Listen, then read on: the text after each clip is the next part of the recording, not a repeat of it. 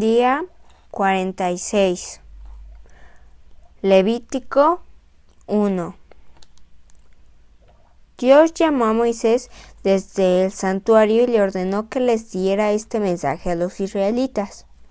Cuando alguno de ustedes me pregunte una ofrenda para quemarla en mi honor, podrá ofrecerme terneros, cabritos y corderos. Si alguien me presenta un ternero como ofrenda, este deberá ser un macho sin ningún defecto. Lo llevará a la entrada del santuario y allí pondrá su mano sobre la cabeza del ternero y lo matará. Así yo recibiré su ofrenda con agrado y le perdonaré sus pecados.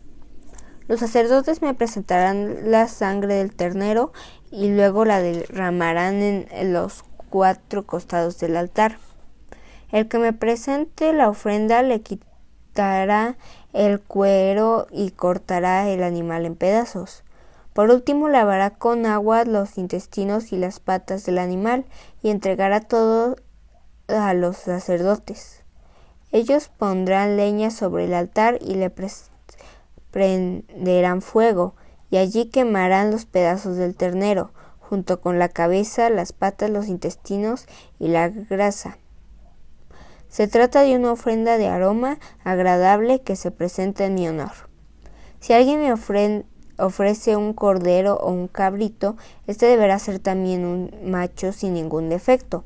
Lo matará sobre un costado del altar y los sacerdotes derramarán la sangre en los 4 costados.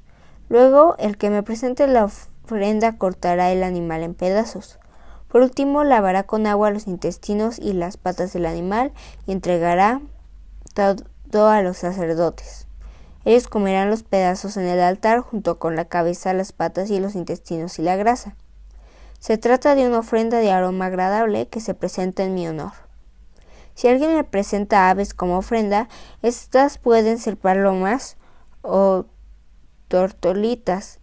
El sacerdote pondrá el ave sobre el altar y allí le arrancará la cabeza y la quemará, dejando que la sangre corra por los costados del altar. Luego la sacará el buche y los intestinos y los arrojará en el costado del altar donde se echan las cenizas. Después abrirá en 2 el ave, de modo en que cada mitad haya un ala, pero sin reparar las 2 mitades. Por último, el sacerdote quemará el resto del ave sobre la leña encendida. Se trata de ofrenda de aroma agradable que se presenta en mi honor.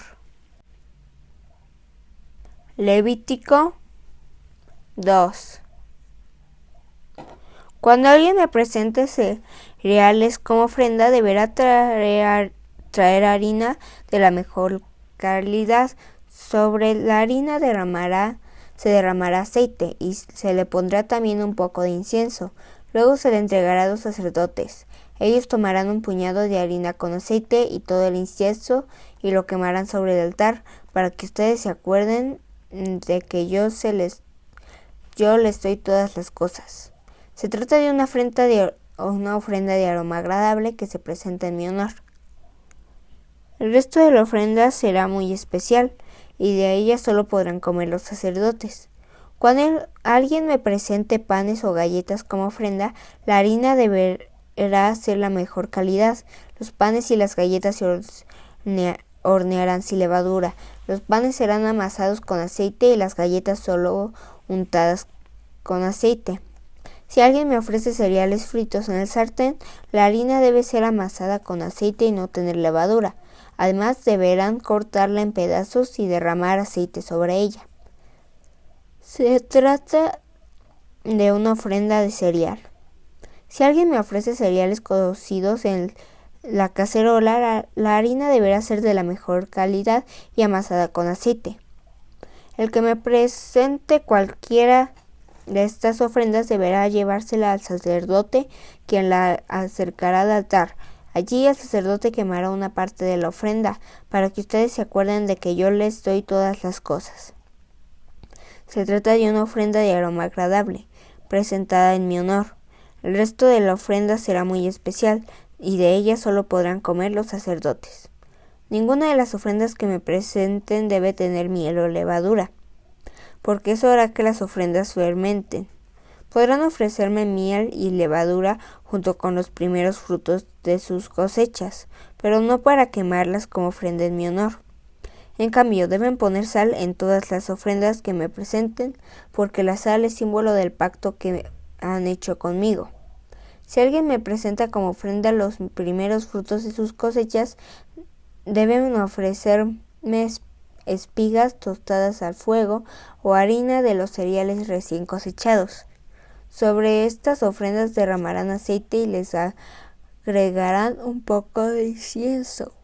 El sacerdote quemará sobre el altar una parte de la ofrenda para que ustedes se acuerden de que yo les doy todas las cosas.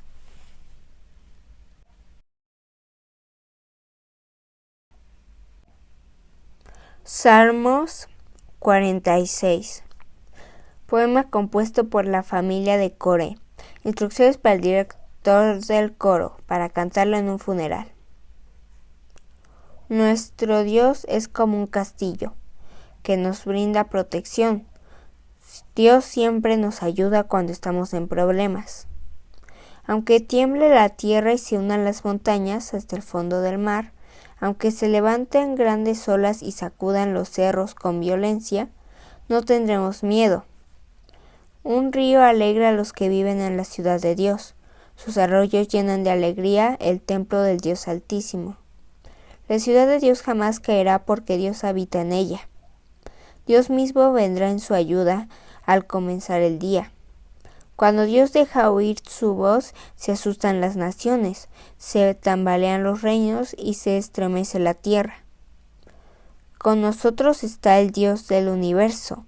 Él es Dios de nuestro pueblo, Él es nuestro refugio. Vengan a ver las grandes maravillas que Dios ha hecho en toda la tierra. Hasta en los lugares más lejanos les puso fin a las guerras, destrozó arcos y lanzas y echó al fuego los escudos. Y dijo: todas las naciones del mundo reconocen mi grandeza. Reconózcanme como su Dios y ya no se peleen. Con nosotros está el Dios del universo, Él es Dios de nuestro pueblo, Él es nuestro refugio.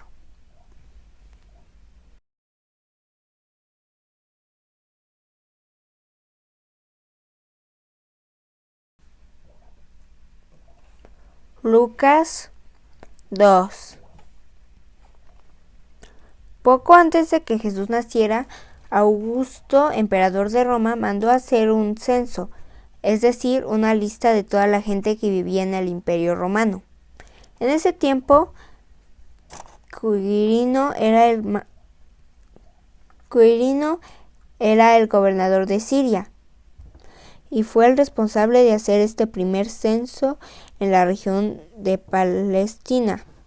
Todos tenían que ir al pueblo de donde era su familia para que anotaran sus nombres en esa lista. José pertenecía a la familia de David y como vivía en Nazaret, tuvo que ir a Belén para que lo anotaran, porque mucho tiempo antes allí había nacido el rey David.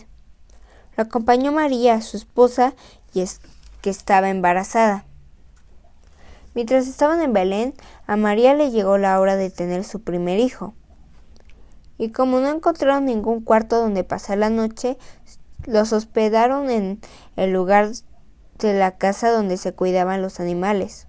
Cuando el niño nació, María lo envolvió en pañales y lo acostó en un pesebre.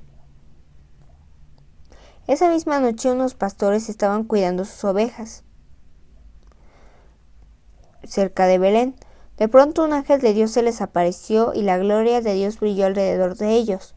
Los pastores se asustaron mucho, pero el ángel les dijo: no tengan miedo, les traigo una buena noticia que los dejará muy contentos. Su Salvador acaba de nacer en Belén. Él es Mesías el Señor. Lo reconocerán porque está durmiendo en un pesebre envuelto en pañales. De pronto muchos ángeles aparecieron en el cielo y alababan a Dios cantando: gloria a Dios en el cielo y paz en la tierra para todos los que Dios ama.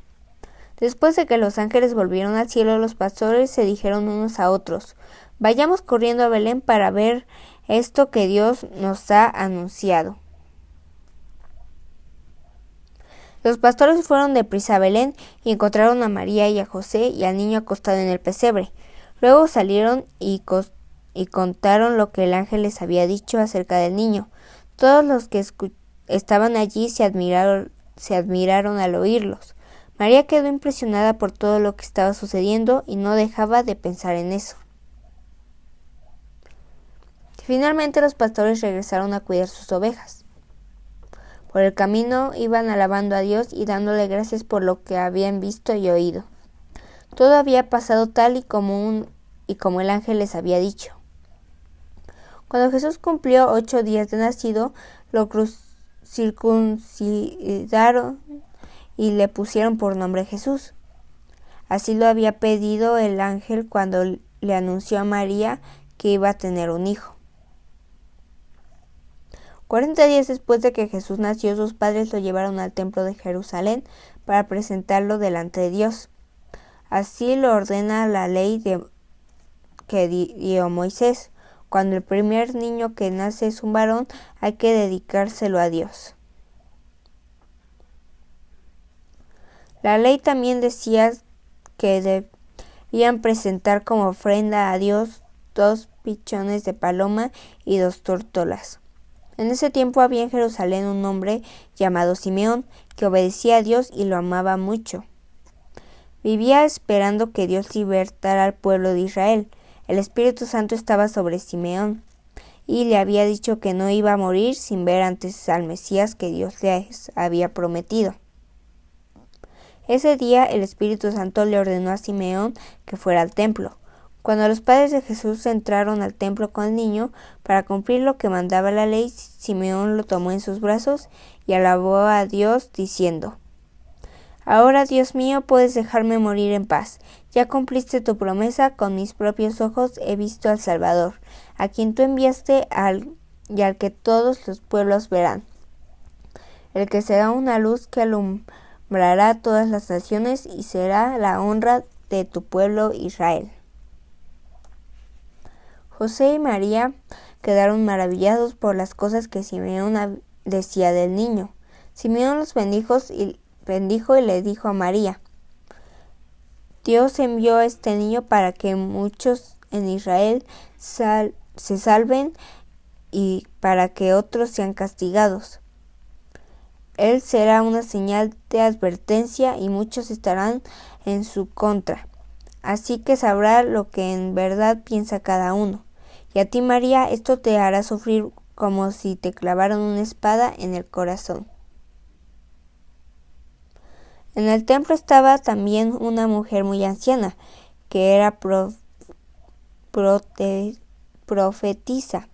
Se llamaba Ana, era hija de Penuel y pertenecía a la tribu de Aser.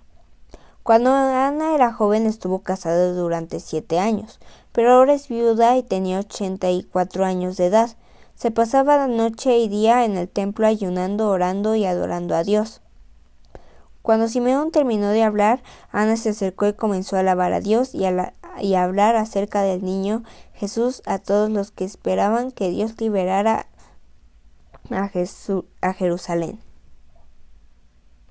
Por su parte, José y María cumplieron todo lo que mandaba la ley de Dios y volvieron a su pueblo Nazaret en la región de Galilea.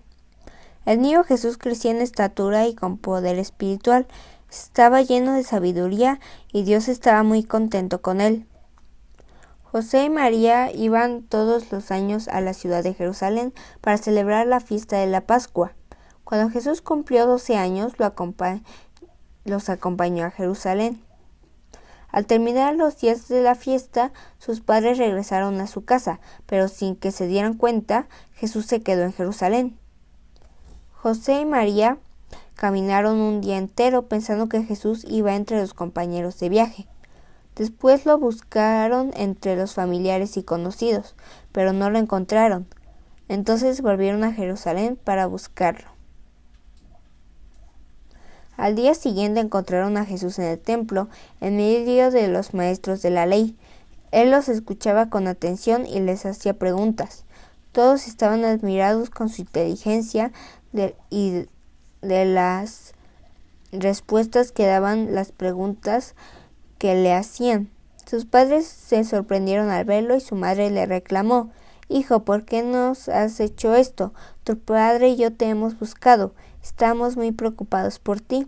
Pero Jesús respondió: «¿Y por qué me buscaban? ¿No sabían que yo debo estar en la casa de mi padre?».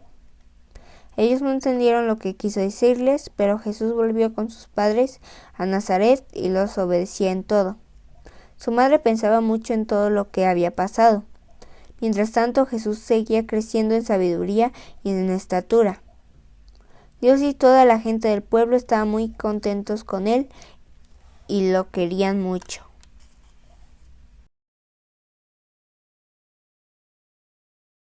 Aquí tienes más videos. Suscríbete, activa la campanita, comparte y deja tus comentarios. Gracia y paz.